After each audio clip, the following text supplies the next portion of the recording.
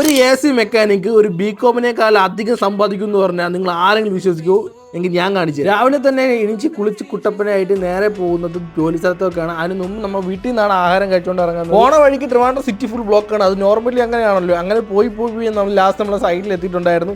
ഇതാണ് നമ്മുടെ സൈറ്റ്. അവിടെ ചെന്നിട്ട് നമുക്ക് എടുക്കേണ്ട ഫസ്റ്റ് ആയുധം ഈ കാണുന്നതാണ്. ഏകദേശം സെൻസേറിന് മണ്ടേ കയറിയിട്ടാണ് നമ്മൾ ഇത്ര ഒരു കണ്ടതിലൂടെ കാണിക്കുന്നത്. അങ്ങനെ ഫസ്റ്റത്തെ വർക്കായി നേരെ നമുക്ക് സമയമായി പള്ളിയിൽ പോകാൻ. പള്ളിയിൽ പോയിട്ട് വന്നിട്ടാണ് നമ്മുടെ ബാക്കി കലാപരിപാടി എന്ന് പറയുന്നത്. അങ്ങനെ പള്ളിയിൽ പോയി ഫുഡും കഴിച്ചിട്ട് ഫുഡിന് ഒരാൾക്ക് 250 രൂപ തരുന്നുണ്ട്. അങ്ങനെ അതും കഴിഞ്ഞ് നേരെ നമ്മൾ വീണ്ടും പണി സൈറ്റിലോട്ട്. ഇന്ന് നമുക്ക് ഡ്രില്ലിംഗ് ആണ് ചെയ്യാനുള്ളത്. അങ്ങനെ വൈകുന്നേരത്തെ 4 മണിക്കുള്ള ചായക്ക് വരെ നമ്മൾ ഓരോ സർബത്ത് കടയിൽ വന്നിട്ട് ഞാൻ ഓരോ സോഡ സർബത്താണ് കുടിച്ചത്. ഇന്ന് അത് കഴിഞ്ഞിട്ട് വീണ്ടും അങ്ങോട്ട് പോകേണ്ടി വരും. ഇനിയാണ് ഹൈലൈറ്റ്. ഷാർപ്പ് 5 മണിക്ക് നമ്മൾ പണി പണി കഴിഞ്ഞിട്ട് നമ്മൾ വീട്ടിലോട്ട് പോകാനുള്ള പരിപാടിയിലാണ്.